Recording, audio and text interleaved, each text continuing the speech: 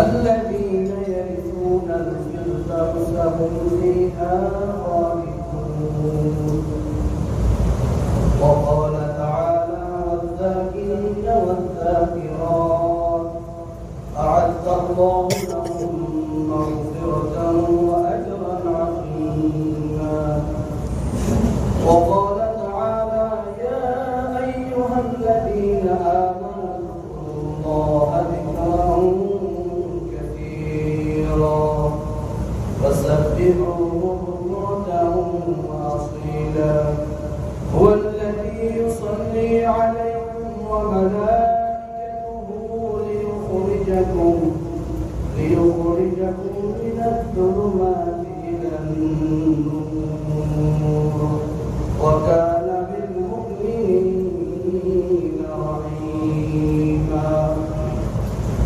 صدق الله مولانا العظيم وصدق رسوله النبي الأمي الكريم.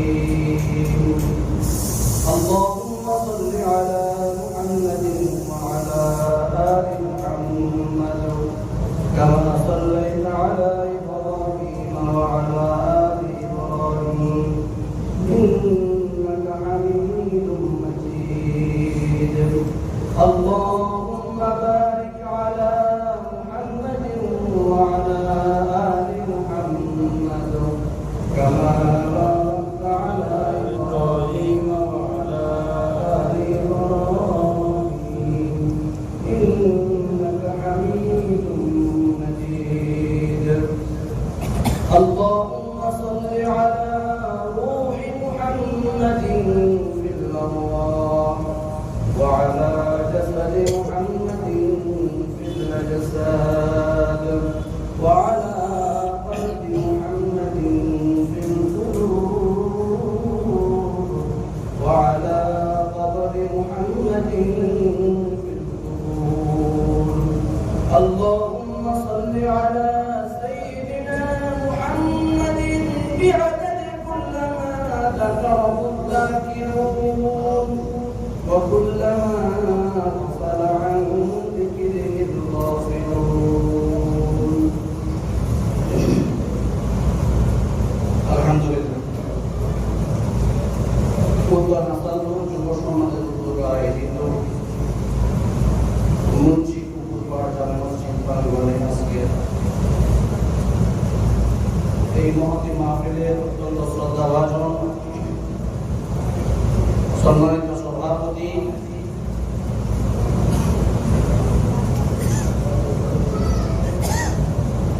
এমন এক ব্যক্তি যিনি আপনাদের এই মসজিদের সম্মানিত খতিব জামিয়া মিফতাহুল উলুম দৌলতুল মাদ্রাসা সুনামধন্য মুহাদ্দিস উস্তাদুল আসাতিদা শাইখুত তাফসীর শাইখুল হাদিস, যার ছাত্র হতে পারলে নিজেকে অনেক ধন্য মনে করি, যার জোতার বোতা বহন করতে পারলে নিজেকে অনেক ধন্য মনে করি। আমাদের সকলের মায়ের মনি, আমাদের মাথার দাস, মাথার মুবারক হযরতুল আল্লামা হযরত মাওলানা নূরুল আলম সাহেব রাদিয়াল্লাহু তাআলা আজকের মাহফিলের প্রধান অতিথি, বিশেষ অতিথিবৃন্দ, উপস্থিত হযরত উলামা ইকরাম, দূর দূরান্ত থেকে আগত আল্লাহর আশিকিন যাকিরিন সাদিকিন সাবিরিন মুরব্বিয়ান আযম,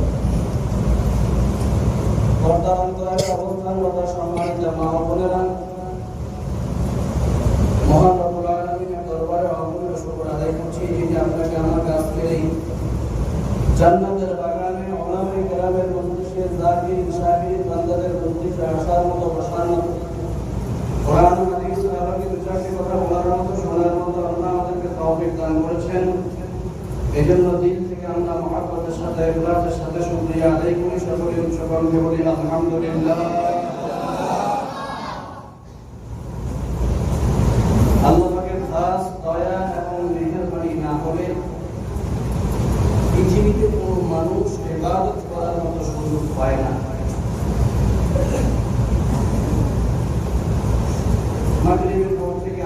পর থেকে এ পর্যন্ত আপনারা কোরআন হাদিস আলোকের মূল্যবান কথাগুলো শুনছিলাম পূর্বে আলোচনা করেছেন আল্লামা শাফিঈ আহমদ সাহেব দামাত বরকাতুহুল আলিয়া।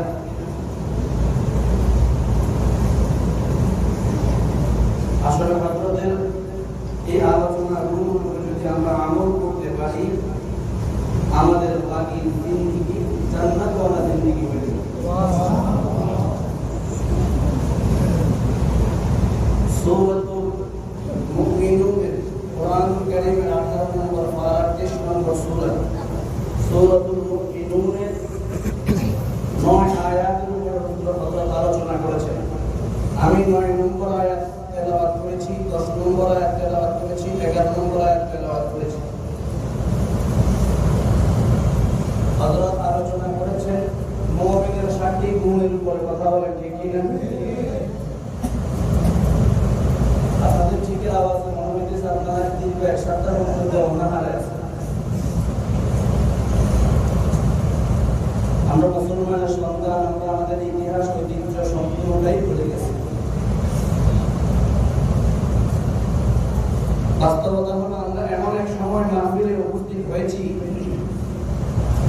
যেই সময় সারা পৃথিবী থেকে ইসলাম ও মুসলমানদেরকে দুনিয়া থেকে বিদায় করে দেওয়ার জন্য চতুর্মুখী ষড়যন্ত্র চলছে, ঠিক কি না? এমন এক মুহূর্তে আল্লাহ তাআলা আমাদেরকে এই জান্নাতের বাগানে আসার বসার তৌফিক দান করেছেন। কিন্তু আমি জানতে চাই পৃথিবীতে মুসলমান বেঁচে থাকতে ইসলামকে কি পুলিশাত করা, ইসলামকে মিটিয়ে দেওয়া কারো পক্ষে সম্ভব না? আমরা কি সংকল্প হতে পারি না, সংঘবদ্ধ হতে পারি না? আমরা প্রয়োজনে জীবন দেব, রক্ত দেব, তবুও ইসলামকে পৃথিবীর মাটির থেকে বিদায় হতে দেব না। প্রয়োজন পড়ে আমাদের জীবন চলে যাবে, প্রয়োজন পড়ে আমাদের বুকের তাজা রক্ত ঢেলে দিতে হবে, ঢেলে দেব, তবু আমাদের সিনা থেকে, আমাদের বুকের থেকে ঈমানকে এক সেকেন্ডের জন্য দূর হতে দেব না, ঠিক কিনা? আজকে আমরা মুসলমানের জাতি, গৌরবের জাতি, আমরা আমাদের গৌরবটা পূর্ণ ভুলে গিয়েছি। আজকে আমাদের স্লোগান নারায়ে তাকবীর, স্লোগানের কথা আমরা পূর্ণ ভুলে গিয়েছি। অথচ সাহাবায়ে কেরাম রাদিয়াল্লাহু তাআলা আনহুম আজমাইন মাত্র 313 জন 1000 সৈন্যের মোকাবেলায় বিজয় অর্জন করেছেন নারায়ে তাকবীরের স্লোগানের মাধ্যমে, ঠিক কিনা? সাহাবায়ে কেরাম 1000 সৈন্য 30000 সৈন্যের মোকাবেলায় বিজয় অর্জন করেছিলেন। সাহাবায়ে কেরাম 700 আর কাফেররা হাজার হাজার হওয়ার পরেও বিজয় অর্জন করেছিলেন। আমাদের পূর্বসূরি সকল উলামায়ে কেরামরা অল্প সংখ্যক সৈন্য নিয়ে, অল্প সংখ্যক মুসলমান হয়েও হাজার হাজার লক্ষ লক্ষ কাফেরদের মোকাবেলায় বিজয় অর্জন করেছিলেন। শুধু তাই না, শাহজালাল ইয়ামানী রাহমাতুল্লাহি আলাইহি সিলেটের জমিনে রাজা গৌরববিন্দের 1 লক্ষ সৈন্যের মোকাবেলায় মাত্র 360 জনের নারায়ে তাকবীরের ধ্বনিতে এই দেশে ইসলাম প্রতিষ্ঠা করেছিল। কথা বলেন, ঠিক কিনা? আজকে যদি আমরা মুসলমানরা সেই নারায়ে তাকবীরকে আবার বুকে ধারণ করতে পারি, আবার যদি আমরা আমাদের সেই স্লোগানকে জবানে উচ্চারণ করতে পারি, আবার যদি আমরা সেই স্লোগান মুখে তুলতে পারি, তাহলে খোদার কসম করে বলতে পারি সারা পৃথিবী থেকে ইসলাম ও মুসলমানদের শত্রুরা, দুশমনরা নিমিষেই নিঃশেষ হয়ে যাবে, ঠিক কিনা? কিন্তু বড় আশ্চর্য, আমরা আমাদের ইতিহাস, ঐতিহ্য, আমাদের পূর্ণ অবস্থা আমরা ভুলে গেছি। আমাদের এই ভুলে যাওয়া চলবে না, আমাদের চলবে না। এটা তদবির দিতে হবে। এখন আমাদের বাজার সাউন্ড ছেড়ে দিতে হবে। মাগরিবের পর থেকে আপনারা জিমো অবস্থায় ছিলেন, এখন আর বিমানে চলবে।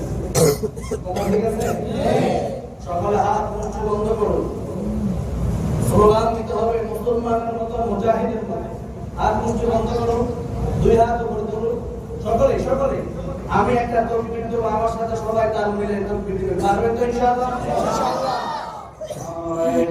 আল্লাহু আকবার। হয় নাই 10 কিলোমিটার দূরে যেতে হবে, কমপক্ষে 10 কিলোমিটার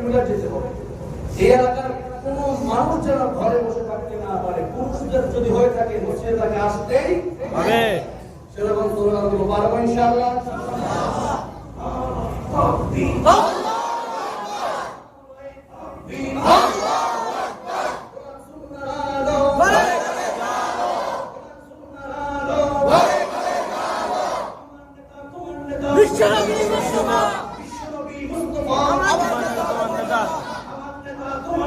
বিশ্বনবী মুস্তাফা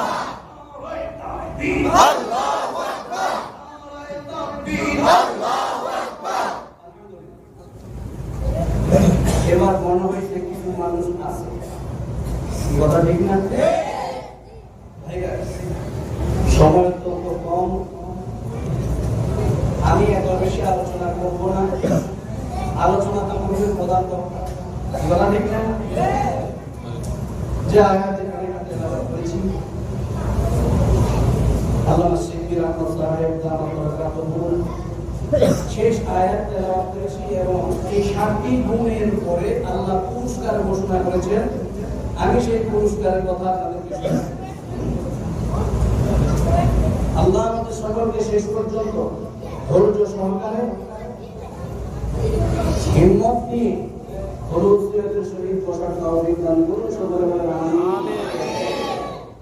ফাঁকা জায়গা যারা বাইরে এখন আলাদা সূরাতুল মুমিনুনের 11টি আয়াতে 7টি গুণের কথা বলেছে। মুমিনের 7টি গুণের কথা বলেছে। এই 7টি গুণের 7 নম্বর গুণ হলো আল্লাহ বলেন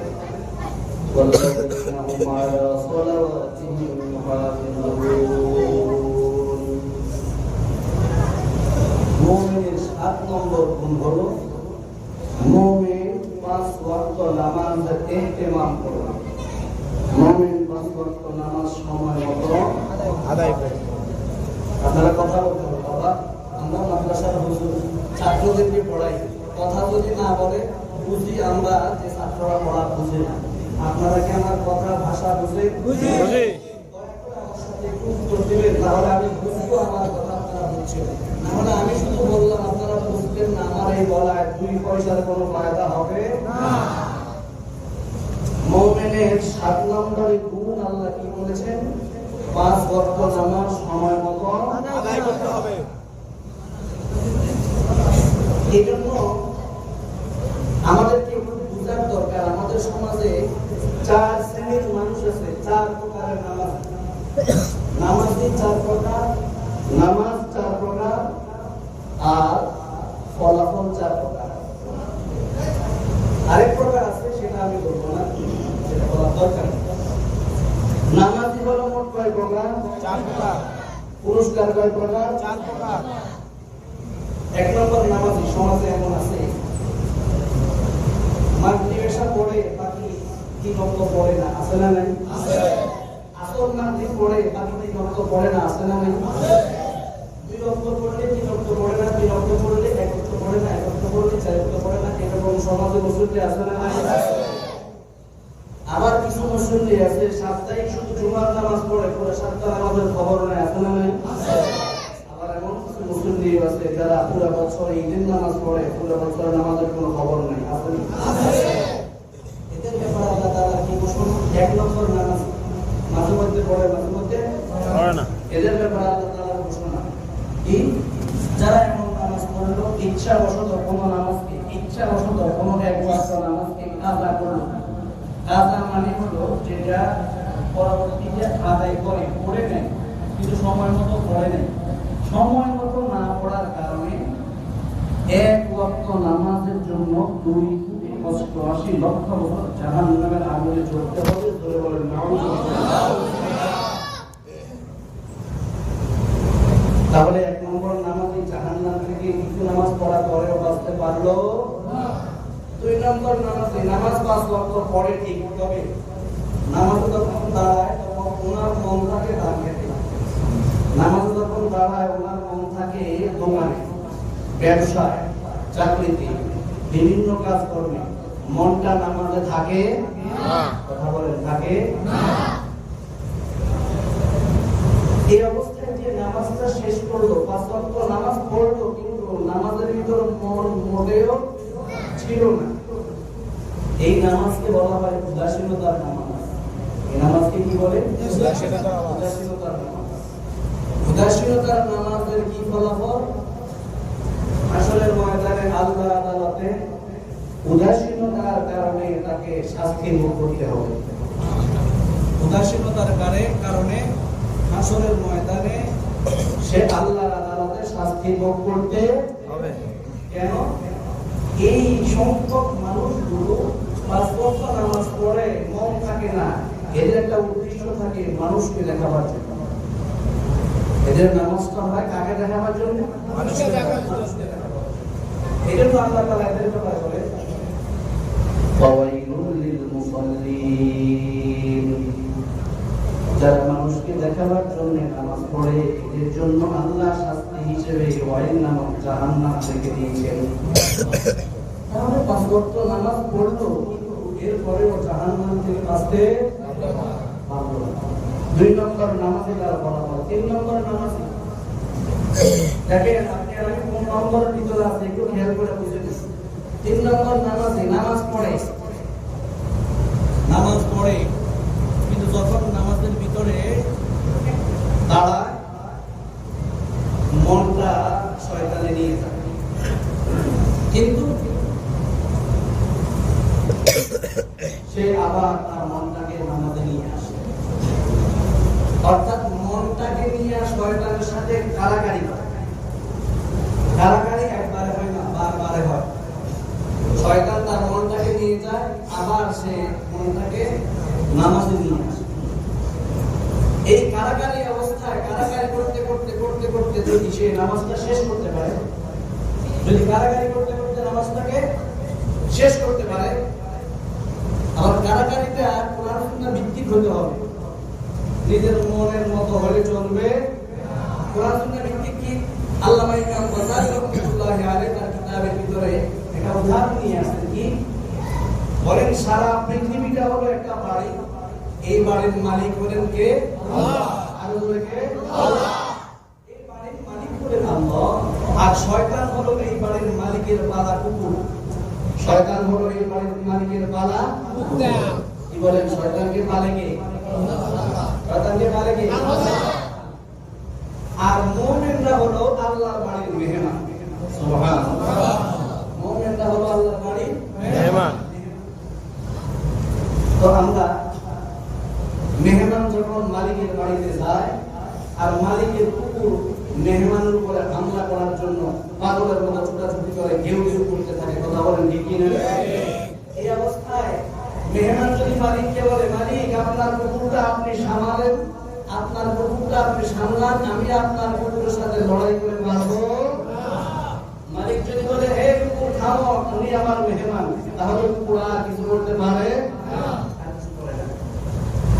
ঠিক মুমিনরা যখন নামাজে দাঁড়াবে তখন তাকবীরে তাহরিমার পরে সানা পড়ে আল্লাহর কাছে একটা দরখাস্ত করতে হবে। কি দরখাস্ত? আউযু বিল্লাহি মিনাশ শাইতানির রাজীম। মুমিনরা বলতে থাকে, প্রভু আমরা আপনার বাড়ির মেহমান, আমরা আপনার ঘরের মেহমান, আমরা আপনার জন্য আপনার খাস কামরায় ঢুকতে চাই, দয়া করে মেহেরবানি করে আপনার পালা কুকুর শয়তান নামক পালা কুকুরের আক্রমণ থেকে আমাদেরকে হেফাজত করে। এই দরখাস্ত আমরা করি, এই দরখাস্ত আমরা মালিকের কাছে করি। এটা হলো সিস্টেম।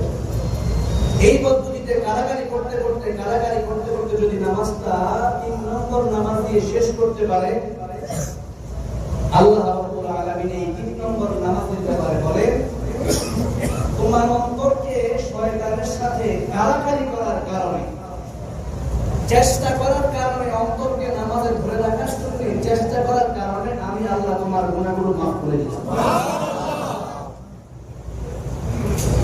আমরা কমাসকম এই 3 নম্বরে থাকতে পারলেও মাফ পাওয়ার সুযোগ আছে না নাই? আছে। আর জোরে বলেন আছে না না? আছে। এরপরে 4 নম্বর নামাজ। যখন এই চেষ্টা চলতে থাকে,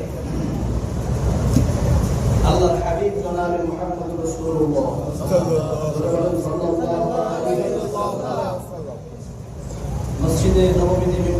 বসা হঠাৎ জিবরাইল এসে অনেকগুলো প্রশ্ন করলেন।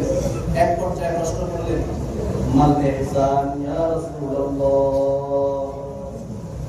ও আল্লাহর নবী, নির্ভেজাল ইবাদত কোনটি? নির্ভেজাল ইবাদত কোনটি? যে ইবাদত আল্লাহর কাছে সবচেয়ে বেশি পছন্দের, যে ইবাদত আল্লাহর কাছে সবচেয়ে বেশি পছন্দের, নির্ভেজাল, কোনো ভেজাল নাই। আল্লাহর হাবিব জনাব মুহাম্মদুর রাসূলুল্লাহ সাল্লাল্লাহু আলাইহি ওয়াসাল্লাম ইরশাদ করেন, আনতা আবুদাল্লাহ কান্নাকা তারাহু ফা ইন লাম তাকুন তারাহু ফা ইন্নাহু ইয়ারাক। আল্লাহর হাবিব সাল্লাল্লাহু আলাইহি ওয়াসাল্লাম ঘোষণা করেন, নির্ভেজাল আল্লাহর সবচেয়ে পছন্দের ইবাদত হলো ওই ইবাদত যে ইবাদতের মধ্যে বান্দা স্বচক্ষে আল্লাহকে দেখলে, বান্দা স্বচক্ষে আল্লাহকে দেখার পরে যেমন নম্রতা ভদ্রতার সাথে দাঁড়াবে, যেমন ভয় যেমন ভীতি তার অন্তরের ভিতরে নিয়ে দাঁড়াবে, ওই অবস্থায় যদি আল্লাহকে না দেখে এমন ভয় এবং ভীত সন্ত্রস্ত হয়ে এমন ভয় এরকম ভাবে লজ্জিত হয়ে আল্লাহর সামনে যদি দাঁড়িয়ে যে ইবাদত করা হয়, ওই ইবাদতটা হলো নির্ভেজাল আল্লাহর সবচেয়ে পছন্দের ইবাদত। এই ইবাদতটা করার জন্য একটা ট্রেনিং দিতে হয়। ওই ট্রেনিংটা আল্লাহ রাব্বুল আলামিনের হাবিব হাদিসের দ্বিতীয় অংশে বলে, ফাইল্লাম তাকুন তারাহু ফাইন্নাহু ইয়ারাক। বান্দা যদি আল্লাহকে দেখার মতো সুযোগ না হয়, বান্দা যদি আল্লাহকে দেখার মতো অবস্থা তৈরি না হয়, ওই অবস্থায় পৌঁছার জন্য বান্দা এই চিন্তা করতে থাকবে, আমি যদিও আমার আল্লাহকে দেখি না, আমি যে অবস্থায় আছি সে অবস্থায় কেউ না দেখো, আমাকে দেখে একজন, তিনি কে? আমাকে কেউ দেখে না, কিন্তু আমাকে আল্লাহ দেখে। আমাকে কে দেখে? আমাকে আল্লাহ দেখতেছেন। এই চিন্তা যদি কোনো মানুষের ভিতরে থাকে, তাহলে ওই মানুষটা কোনোদিন কোনো গুনার কাজ করতে পারে না। বলতে পারে না। মুসলমান ভাইরা আমার, একটা উদাহরণের মাধ্যমে বুঝে আসবে।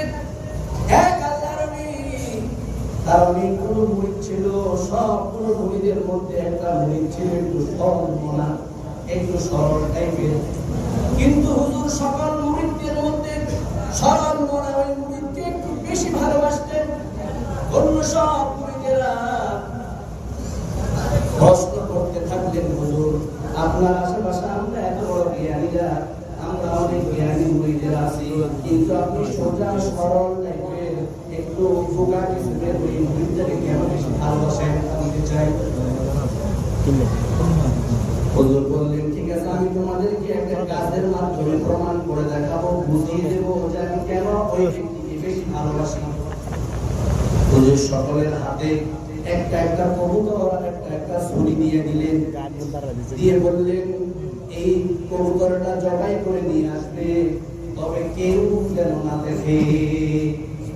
কবুতরটা জবাই করে নিয়ে আসতে হবে, কিন্তু শর্ত হলো কেউ যেন, কেউ যেন কেউ দেখতে পারবে না। এমন অবস্থায় কবুতরটাকে জবাই করে নিয়ে আসতে হবে। সকালবেলা সকল মুরিদেরা কবুতরকে জবাই করে নিয়ে হুজুরের সামনে এসে হাজির।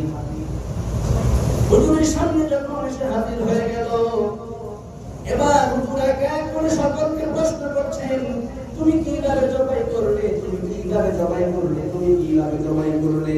একজন জবাব দেয়, হুজুর আমি রাত্রিবেলা আমি আমার গোপন কামরায় ঢুকে জবাই করেছি, কেউ দেখে নাই। আরেকজন জবাব দেয়, হুজুর আমি জঙ্গলের ভিতরে গিয়ে জবাই করেছি, কেউ দেখে নাই। আরেকজন জবাব দেয়, হুজুর আমি গর্তের ভিতরে ঢুকে জবাই করেছি, কেউ দেখে নাই। আরেকজন জবাব দেয়, হুজুর আমি এইভাবে জবাই করেছি, পানির ভিতরে ডুব দিয়ে, কেউ দেখে নাই। কিন্তু বোকা ওই মুরিদটাকে জবাব প্রশ্ন করা হলো, তুমি কেন জবাই করলে না? অন্য সব মুরিদেরা হাসে, হুজুর তাকে এত বেশি ভালোবাসে, এরপরে সে হুজুরের একটা হুকুম পালন করতে পারলো না। হুজুর এখন বোকাকেই ভালোবাসে। ও বন্ধুরা আমার, এবার হুজুর তাকে একটু ধমকের শুনে বলে, ও বোকা তুমি কেন জবাই করতে পারলা না? তুমি কেন জবাই করতে পারলা? এবার ওই বোকা মুরিদটা একটু চোখের পানি ছেড়ে দিয়ে কাঁদে, চোখের পানি ছেড়ে দিয়ে কান্না করতেছে আর বলতেছে, হুজুর আমি সারা রাত পর্যন্ত ঘুমাই নাই, আমি সারা রাত পর্যন্ত এই কবুতর জবাই করার জন্য পাগলের মতো ছুটাছুটি করেছিলাম। হুজুর আমি আমার ঘরের দরজা বন্ধ করে দিয়ে আমি আমার গোপন কামরার ভিতরে ঢুকে যখনই আমি এই কবুতর জবাই করা আরম্ভ করলাম, আপনি শর্ত লাগিয়েছেন কেউ যেন না দেখে। আমি যখন কবুতর জবাই করা আরম্ভ করলাম তখনই আমি দেখি আমার মাওলা, আমার মাসুক মাওলা আমার দিকে তাকায় রয়েছে। যখন আমি জঙ্গলের ভিতরে গিয়ে জবাই করা শুরু করলাম তখন আমি দেখি আমার মাসুক মাওলা আমার দিকে তাকায় রয়েছে। যখন আমি পানির ভিতরে ডুব দিয়া জবাই করা আরম্ভ করলাম তখন দেখতেছি আমার মাসুক মাওলা আমার দিকে। কেউ না দেখতো, আমাকে দেখে কে? চিন্তা যদি কোনো মানুষের ভিতরে থাকে, ওই মানুষটা কোনোদিন কোনো গুনার কাজ করতে পারে না। আমার এই অবস্থা যদি নামাজ আদায় করা যায়, ওই নামাজের অবস্থা হবে কেমন? হযরত আলী কাররামাল্লাহু ওয়াজহার ঘটনা, হযরত আলী রাদিয়াল্লাহু তাআলা আনহু। এই কথাটা বুঝার জন্য ভালো করে একটু কান পেতে শুনুন। এই অবস্থা থেকে আল্লাহকে দেখে দেখে নামাজ পড়ার অবস্থাটা তৈরি হয়, আল্লাহকে সামনে রেখে নামাজ পড়ার অবস্থা, ইবাদত করার অবস্থা তৈরি হয়। বান্দা এই চিন্তা করতে করতে করতে করতে করতে করতে যখন এই অবস্থায় উপনীত হয় যে আল্লাহকে সে দেখতে থাকে, আল্লাহ তাকে দেখতে থাকে। হযরত আলী রাদিয়াল্লাহু তাআলা আনহু বলেন যে আল্লাহকে আমি দেখি না, ওই আল্লাহর ইবাদত আমি করি। অর্থাৎ তিনি আল্লাহকে দেখে দেখে আল্লাহর ইবাদত করেন, আল্লাহকে দেখে দেখে ইবাদত করেন। তা কেমন? আলী রাদিয়াল্লাহু তাআলা আনহু একবার যুদ্ধের ময়দানে গিয়েছিলেন, কাফিরদের তীর হযরত আলীর পায়ের মধ্যে ঢুকে গিয়েছিল। হযরত আলীর পায়ের থেকে ওই তীরটা কোনোভাবেই খুলতে পারছে না।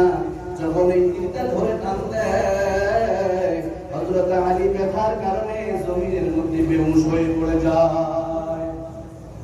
সাহাবায়ে কেরাম সিদ্ধান্ত নিলেন হযরত আলী রাদিয়াল্লাহু তাআলা আনহু যখন নামাজের মধ্যে দাঁড়াবেন তখন তার পায়ের তীরটা আমরা খুলে ফেলব। ঠিক তাই করা হলো। হযরত আলী রাদিয়াল্লাহু তাআলা আনহু যখন নামাজের মধ্যে দাঁড়ালেন তখন সাহাবায়ে কেরাম সজোরে টেনে টেনে হযরত আলীর পায়ের থেকে ওই তীরটা খুলে ফেললেন। আলী রাদিয়াল্লাহু তাআলা আনহু নামাজ শেষ করার পরে যখন দেখলেন তার পায়ের মধ্যে তীর নেই, সাহাবায়ে কেরামকে প্রশ্ন করলেন, ও আমার সাথীরা, ও আমার বন্ধুরা, আমার নামাজের ভিতরে আমার পায়ের থেকে তোমরা যদি তীরটা খুলে ফেলেছো, আমার তীরটা গেল কোথায়? সাহাবায়ে কেরাম জবাব দিয়ে বলেন, আপনি যখন নামাজের মধ্যে দাঁড়ালেন আমরা আপনার পায়ের থেকে আপনার তীরটা খুলে নিয়েছি, আপনি কিন্তু ব্যথা অনুভব করেন নাই। হযরত আলী কসম করে বলেন, ওই জাতের কসম, ওই রবের কসম, আমি যখন নামাজের মধ্যে দাঁড়াইলাম তখন আমি দেখলাম আমার মাসুক মাওলা, আমার আল্লাহ আমার সামনে এসে হাজির। আমার মাওলা যখন আমার সামনে এসে হাজির হয়ে গেল, আমি আমার মালিককে দেখতেছি, আমি আমার মালিককে দেখতেছি, আমি আমার মালিকের মোলাকাতের মজা অনুভব করতেছিলাম। তোমরা কোন ফাঁকে দিয়ে তীরটা খুললে আমি এক জায়গা পরিমাণ ব্যথা অনুভব করি নাই। সুবহানাল্লাহ। আমার কিন্তু বড় আফসোস, আজকে আমরা যখন নামাজের মধ্যে দাঁড়াই, নামাজের মধ্যে মশা আমাদেরকে কামড়ায়, একটা মশাও আমাদের হাত থেকে বাঁচতে পারে না, ঠিক কিনা? মশা একটাও কিন্তু হাত থেকে বাঁচতে পারে না। যতটা বসে ততটা এখন ছাত্র মারিয়ে, ঠিক নেই? কথা বল, ঠিক না? ঠিক। এই নামাজ পড়লে কোনো কাজে লাগবে নি। আমার এই হলো 4 নম্বরের নামাজি, যে আল্লাহকে দেখে দেখে নামাজ পড়বে, এই অনুভব করে করে নামাজ পড়বে, এবং আল্লাহ তাকে দেখতেছে এই অনুভব করে করে নামাজ পড়বে। এমন নামাজের জন্য আল্লাহ তাআলার ঘোষণা, ইন্নাস সালাতা তানহা আনিল ফাহশাই ওয়াল মুনকারি ওয়াল বাগই, ইন্নাস সালাতা তানহা আনিল ফাহশাই ওয়াল মুনকার। নিশ্চয়ই এই নামাজ দুনিয়ার সব রকমের গুনাহ থেকে তাকে বাঁচায় দিবে। এই নামাজের নামাজ তাকে গুনাহ থেকে, আজকে আমরা নামাজ পড়ি ঠিক কিন্তু গুনাহ থেকে বাঁচতে পারিনি। আমাদের নামাজটাও এরকম হয়, আবার আমাদের নামাজকেও এরকম পড়ার দরকার আছে না নাই? আমাদের নামাজকে এরকম পড়ার দরকার আছে না নাই? এরকম নামাজ যদি কোনো বান্দা পড়তে পারে, তার কসম করে বলে গেলাম, দুনিয়াতে যতদিন সে হায়াতে থাকবে, যতদিন সে বেঁচে থাকবে, কোনোদিন তার রিজিকের অভাব হবে না, কোনোদিন রিজিকের অভাব হবে না। এমন নামাজে রিজিকের অভাব কোনোদিন হবে না, এমন নামাজে কবর আযাব হবে না, এমন নামাজে হাসরের ময়দানে ডান হাতে আমল নামা আসবে, এমন নামাজে ফুরজাতুল কুফর বিজলির আকারে পানি দিবে, এমন নামাজে হাসরের ময়দানে সবচেয়ে সম্মানের আসরে সমাসীন হয়ে আল্লাহর তৈরি জান্নাতে বিদায় হিসেবে চলে যাবে। সুবহানাল্লাহ। এমন নামাজ পড়ার দরকার আছে না? আছে। আর দরকার আছে না? আমরা চেষ্টা করব ইনশাআল্লাহ এই 5 ওয়াক্ত নামাজ সহকারে আগের 6টা গুণ মনে আছে আপনাদের? হুজুরে তো আরো 6টা সহকারে 7টা গুণের কথা বলছেন, মনে আছে? এই 7টা গুণ যখন তার ভিতরে আনতে পারবে, এই 7টা গুণ যখন কোনো মুমিন তার ভিতরে আনতে পারবে, তখন তার জন্য আল্লাহর পক্ষ থেকে পুরস্কারের ঘোষণা। কিসের ঘোষণা? পুরস্কারের ঘোষণা। কি পুরস্কার? এই কথাটা বুঝার জন্য আমাদেরকে একটু, কারণ পুরস্কার কি দুনিয়াতে দিবেন? এই জন্য আমাদেরকে পুরস্কার যেই জায়গায় দিবে ওই জায়গার অবস্থাটা একটু বুঝাতে হবে। কি কথা ঠিক না? এর আগে আরেকটা আয়াতে কারিমা তেলাওয়াত করেছি, সেটা হলো আল্লাহ তাআলা বলেন, ইয়া আইয়ুহাল্লাযীনা আমানু যকুরুল্লাহ যিকরান কাসীরা ওয়াসাব্বিহুহু বুকরাতান ওয়া আসীলা।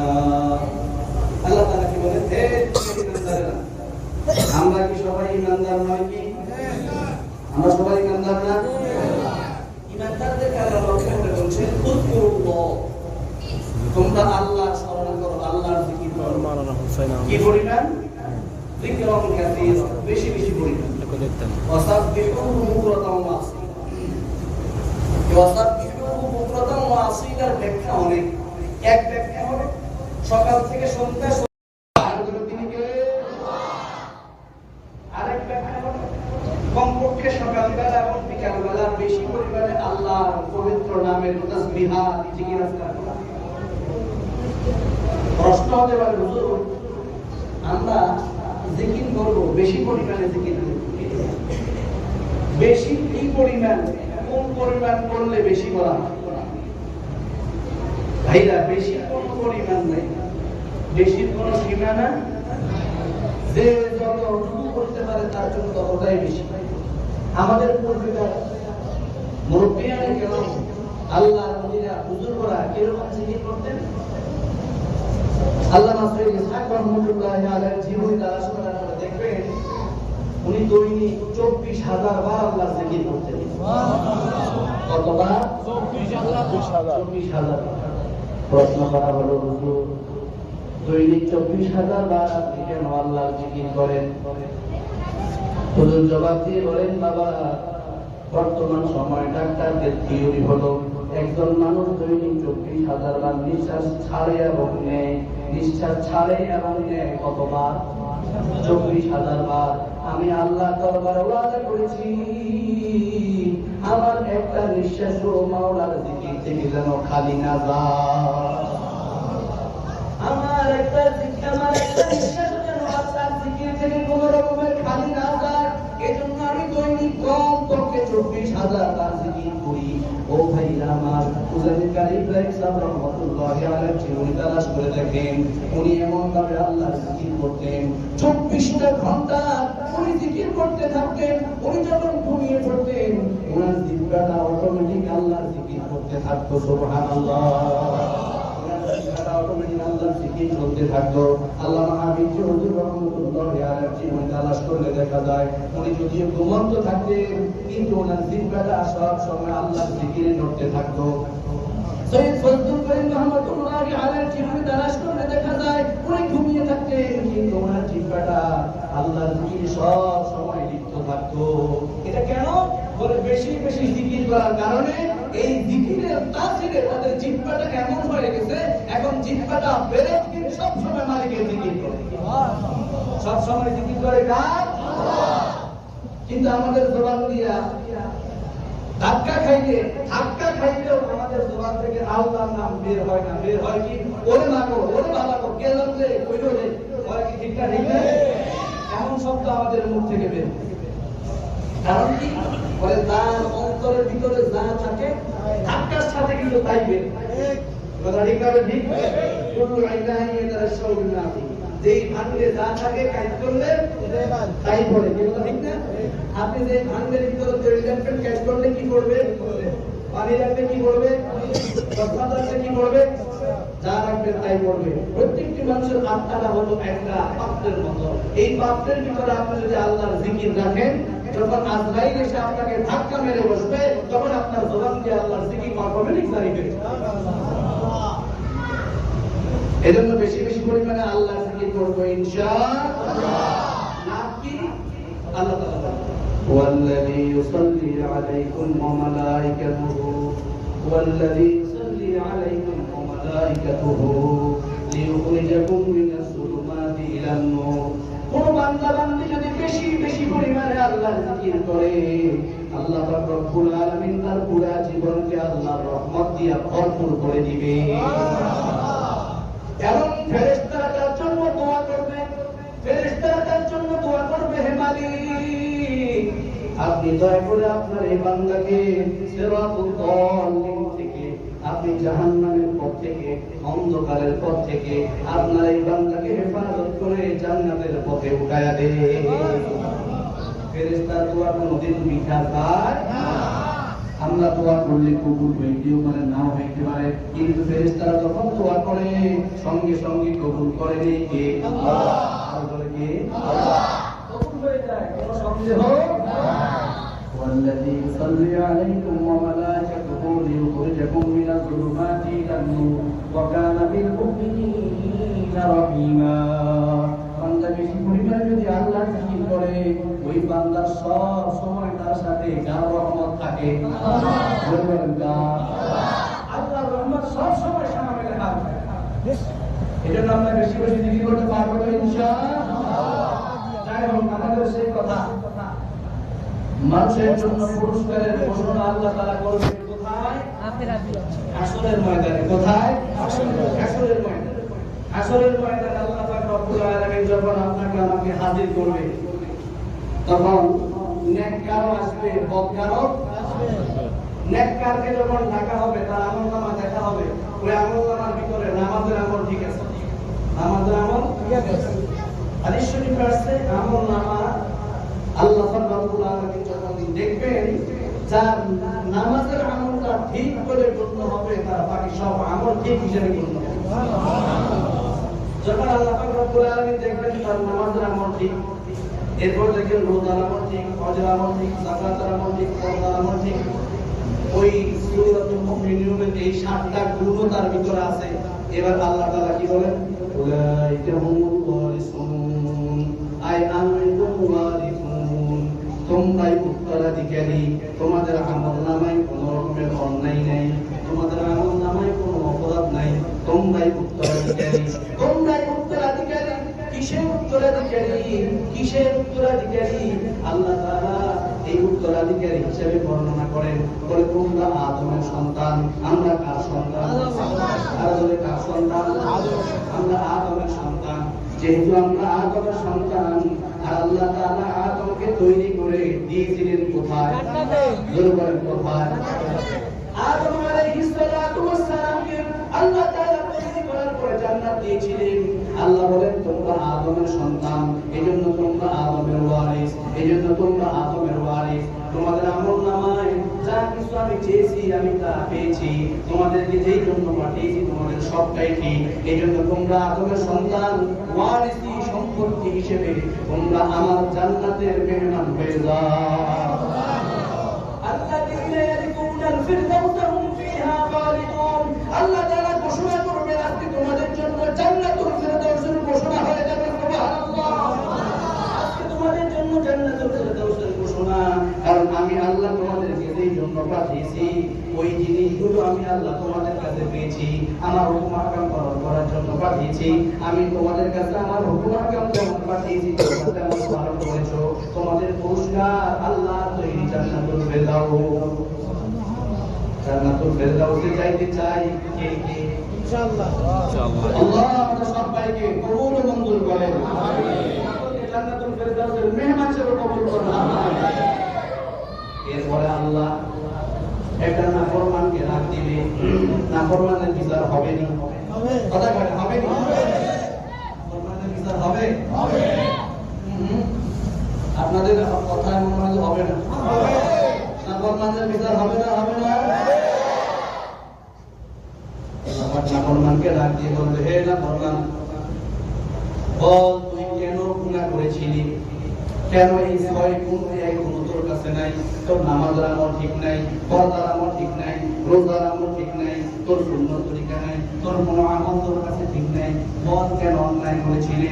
নাফরমান প্রথমেই বলবে, আল্লাহ আমি কোনো গুনাহ করিনি, আমি কোনো গুনাহ কি বলেন, যারা হাসরের ময়দানে আল্লাহর সামনে দাঁড়িয়ে মিথ্যা কথা বলবে, অন্যায় মিথ্যা কথা বলবে, এরা কি দুনিয়াতে আপনার আমার সাথে সত্য কথা বলবে? না।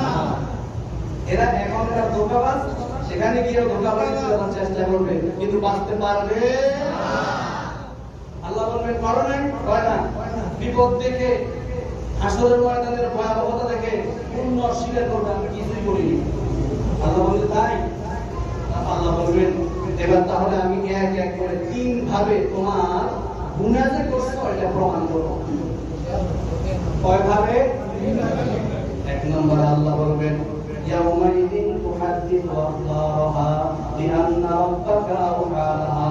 জমিনকে আল্লাহ ডেকে বলবেন, হে জমিন, এই বান্দা তোমার কাছে কোন সময় তোমার উপরে কোন গুনাহ করেছিল একটু তুমি বলে দাও, আমার নাফরমানটা বুঝুক আমি আল্লাহ তার গুনাহ কয়ভাবে প্রমাণ করতে পারি। জমিন সঙ্গে সঙ্গে বলে দিল, আপনার এই নাফরমান বান্দা অমুক দিন অমুক রাত্রে অমুক সময় এতটার সময় এত মিনিটের সময় আমার উপরে জিনা করেছিল, ব্যভিচার করেছিল, অন্যায় করেছিল, অপরাধ করেছিল। আল্লাহ আমি সবগুলো তোমার সামনে পেশ করলাম, আমি তার বিরুদ্ধে আজকে আপনার আদালতে সাক্ষী হিসেবে আছি। 1 নম্বরে জমিনের মাধ্যমে আল্লাহ প্রমাণ করবেন। এরপরে ওরা প্রমাণ অস্বীকার করবে, আল্লাহ জমিন মিথ্যা কথা বলে, আমি সমস্ত অপরাধ করি নাই। আল্লাহ বলবেন, ও জবান বন্ধ হয়ে যাও। আল্লাহ নাফরমানের জবানকে বন্ধ করে দিবেন। এরপর আল্লাহ রব্বুল আলামিন ডাক দিয়ে বলবেন, আল-ইয়াওমা নাখতিমু আলা আফওয়াহিহিম ওয়া তুকাল্লিমুনা আইদিহিম ওয়া তাশহাদু আরজুলুহুম বিমা কানু ইয়াকসিবুন। আল্লাহ রব্বুল আলামিন বলবেন, এ হাত তুমি বলে দাও কতবার, কত জায়গায়, কত সময় তোমার দ্বারা অন্যায় করেছিল। হাত সঙ্গে সঙ্গে সবগুলো অন্যায়ের কথা বলে দিবে। পাওকে বলবে, পাও তুমিও বলে দাও কখন কোন সময় তোমার দ্বারা কোন অন্যায় করেছিল। পাও সবগুলো অন্যায়ের কথা বলে দিবে। অন্তরকে বলবে, তুমিও বলে দাও কখন তোমার এই নাফরমান কি অন্যায় করেছিল, বলে দাও। সঙ্গে সঙ্গে সবগুলো অন্যায়ের কথা নফস বলে দিবে। প্রত্যেকটা অঙ্গ প্রত্যঙ্গ যখন নাফরমানের প্রত্যেকটি গুনার কথা বলে দিবে। এখন কোন উপায় বুদ্ধি না দেখে এবার বলতে থাকবে, আল্লাহ আমি কিন্তু অন্যায় করি নাই। আল্লাহ বলবেন, তুমি করো নাই, তাহলে কে করাইছে?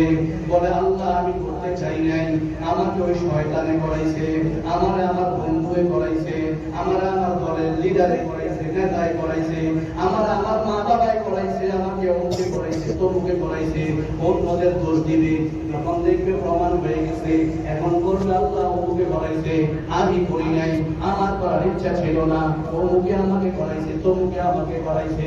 এমন প্রতিবাদ আল্লাহর আদালতে কোনো কাজে আসবে না। এমন প্রতিবাদ আল্লাহর আদালতে কোনো কাজে আসবে না। আল্লাহ রব্বুল আলামিন ডাক দিয়ে বলবে, নাফরমান শুনে নাও, তোমার বন্ধু তোমাকে গুনাহ করাইছে, এই জন্য সে যাবে জাহান্নামে। তুমি কেন তোমার বন্ধুর কথা ধরবে? এই জন্য তুমিও যাও জাহান্নামে। তোমার দলের নেতা তোমাকে গুনাহ করাইছে, এই জন্য সে যাবে জাহান্নামে। জাহান্নামে, তোমাকে শয়তানি করাইছে, শয়তান যাবে জাহান্নামে, তুমি যাও জাহান্নামে। আল্লাহ পাক রব্বুল আলামিন বলবে, তোমার দুই কাঁধে দুইটা ফেরেশতাকে আমি নিযুক্ত করেছিলাম, আমি দুইটা আমলনামা তৈরি করেছিলাম। নেক আমলের একটা আমলনামা, বদ আমলের একটা আমলনামা তৈরি হচ্ছে কি হচ্ছে না? কথা বলেন, হচ্ছে কি না? আল্লাহ পাক বলবেন, সেই দুইটা আমলনামা ফেরেশতা দাও। আল্লাহ পাক নাফরমানের আমলনামা তার হাতে দেওয়ার জন্য চাইবে, নাফরমান ডান হাতখানা বাড়াইবে আমলনামা নেওয়ার জন্য। আল্লাহ পাক রব্বুল আলামিন ফেরেশতাদেরকে ডেকে বলবেন, ও ফেরেশতারা, এই নাফরমানের ডান হাতখানা মুছড়ায়া ভাঙিয়ে তার কানের সাথে বেঁধে দাও, তার কানের সাথে তার হাতখানা বেঁধে দাও, যেন ডান হাতে আমলনামা নিতে না পারে, কারণ নাফরমানের আমলনামা ডান হাতে দেওয়া হবে না, ফরমানের আমলনামা দেওয়া হবে তার বাম হাতে। আল্লাহ পাক রব্বুল আলামিন তার বাম হাতে আমলনামা দেওয়ার জন্য যখন তাকে দিবে আমলনামা, সে নেওয়ার জন্য চাইবে বাম হাতে, কিন্তু আল্লাহ বলবেন না, এই ফেরেশতারা তাকে এইভাবে দেওয়া যাবে না। এই নাফরমানের ফেরেশতা, নাফরমানকে হে ফেরেশতারা তার বুকটা ছিদ্র করিয়া তার বাম হাতটা বুকের ভিতর দিকে ঢুকাইয়া ভিতরের থেকে পিঠ দিয়া, পিঠের মধ্যখান দিয়া বাহির করিয়া তার বাম হাতখানা পিঠের উপরে নিয়ে যাও, ভিতর দিয়া পিঠের উপরে নিয়ে যাওয়া হবে। আল্লাহ পাক তার সেখানে বাম হাতের উপরে আমলনামা দিবে। এবার আল্লাহ বলবেন, হে নাফরমান, তুই তো আমলনামা পড়ে দেখ। ফেরেশতারা বলবে, আল্লাহ, চেহারা তো সামনের দিকে, আমলনামা তো পিছে, পড়ার তো কোনো সুযোগ নাই। চেহারা সামনের দিকে, আমলনামা তো পিছে, পড়ার কোনো সুযোগ নাই।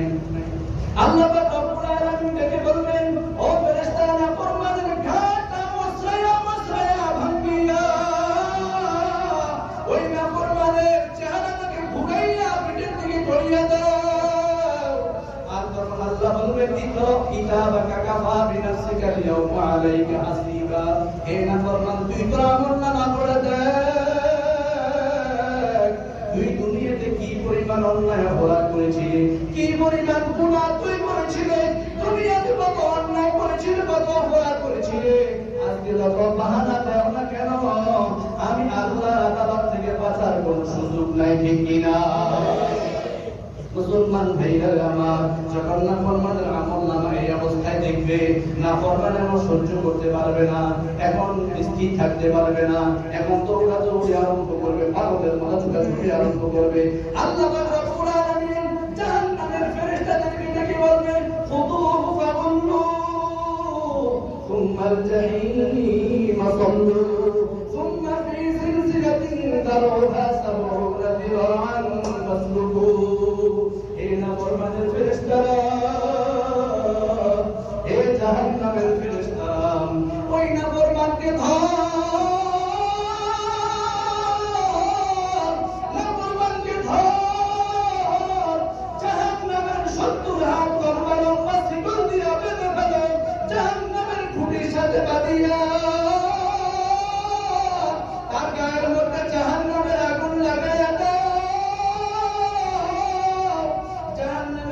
লাগায় দেওয়া হবে রে মুমিন। আজকে আমরা বলতে যত সহজ, জাহান্নামের আগুন কিন্তু এত সহজ নয়, জাহান্নামের আগুন কিন্তু এত স্বাভাবিক নয়। আল্লাহ তাআলা কোরআনুল কারীমের ভিতরে বলেন, নারুল্লাহিল মুওয়াদাতুল্লাতী তাত্তালিউ আলাল আফইদা। এই দুনিয়ার মানুষ জাহান্নামের আগুন, দুনিয়ার আগুনের চাইতে 70 গুণ বেশি তেজের আগুন। দুনিয়ার আগুন এত হালকা, দুনিয়ার আগুন মানুষের যেই জায়গায় লাগে ওই জায়গা পোড়া যায়, অন্য জায়গা পোড়া যায় না। কিন্তু জাহান্নামের আগুন এত কঠিন, এত কঠিন, জাহান্নামের আগুন শরীরের যেই কোনো জায়গায় লাগবে, লাগার সঙ্গে সঙ্গে কলিজা পর্যন্ত আগুন ভরিয়ে যাবে। এরে আল্লাহর বান্দারা সহ্য করতে পারবি না, এই জন্য গুনাহ ছেড়ে দাও, আর গুনাহ কাজ করো না মুমিন। জাহান্নামের আগুন বড় কঠিন, জাহান্নামের আগুন কতটাই কঠিন রে মুমিন। আল্লাহ পাক রব্বুল আলামিন বলেন, ইন্না আযাবি লাশাদীদ, আমি বড় কঠিন, আমি বড় শক্ত। নাফরমান বান্দাদের ব্যাপারে আমি বড় শক্ত, আমার আল্লাহ বড় শক্ত, আমি বড় কঠিন।